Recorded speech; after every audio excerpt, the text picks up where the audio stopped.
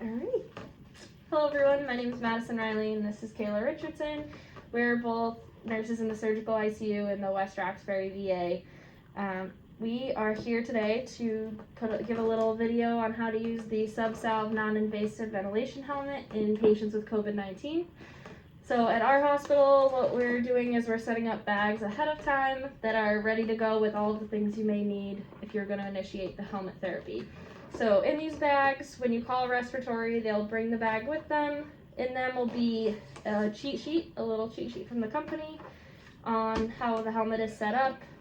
High flow tubing, which will serve as your intake tubing. The helmet, which will come flattened and you'll just open it up.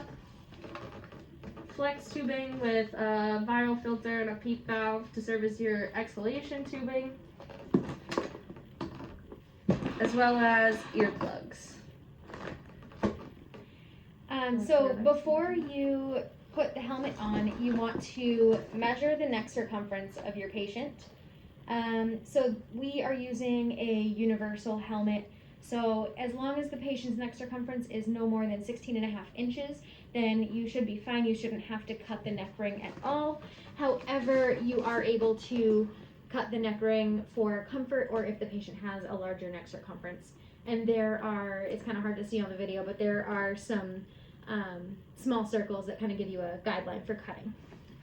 So for setup, you want to make sure that you put earplugs in prior to initiating the helmet because the high flow does tend to get a little bit loud, and you also want to remove any dentures or hearing aids or anything extra like that the patient may have. So you're going to need 2 people to put the helmet on. You want to make sure that the intake and output valve are in the front. You're going to stretch the neck ring over the patient's head and make sure that the neck ring is flush with the patient's skin. It should be tight and create a seal, but not too tight that the patient is having any discomfort. So to connect your high flow tubing, you're going to see these 2, the intake valve and the exhaling valve here, and the patient's left is going to serve as your intake valve. So you're going to hook that up on this side. Come on. And then your exhale valve with the filter and the PEEP valve is going to be on your patient's right. You're going to turn on your high flow to a minimum of 40 liters and titrate to whatever oxygen you may need. And then you can titrate your PEEP valve as ordered. In order to secure the helmet, you're going to put the straps underneath the armpit of the patient. Similar to how you would wear a backpack.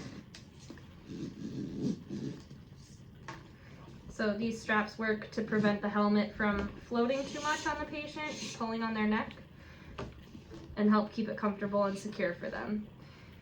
Additionally, there's also this patient access port on the front, which opens if the patient is allowed to drink maybe clear liquids or Ensure, whichever. You can stick a straw through this hole and they can drink whatever they need as long as it's safe for them.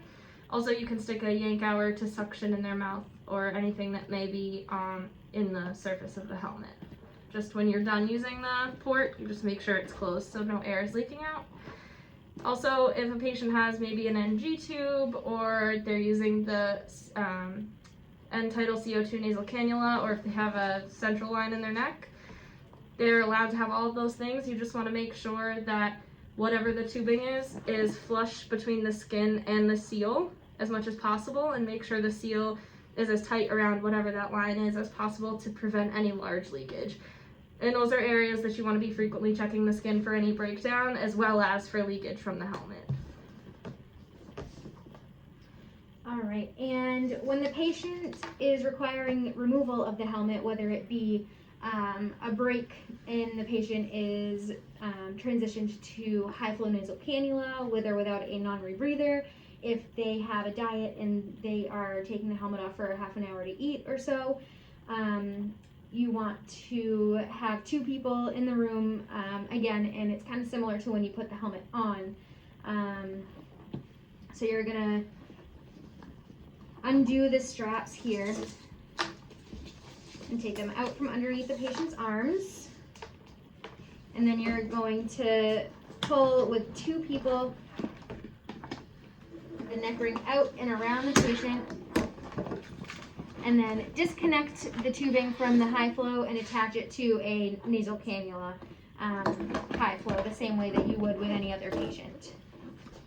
So one more tip after initiation of the helmet. For our facility, our policy is to do an ABG prior to initiation and 1 hour after initiation to assess how well the helmet therapy is working. At that point, it's up to the provider's discretion when to order ABGs, maybe with patient status worsening, or if they want to do it every couple of hours to ensure that the helmet is still working. Alright, thank you for watching our video. Hopefully this helped to answer some of your questions. We are also linking a PowerPoint below. Go ahead and click on that for any further instruction and some frequently asked questions. Thank you.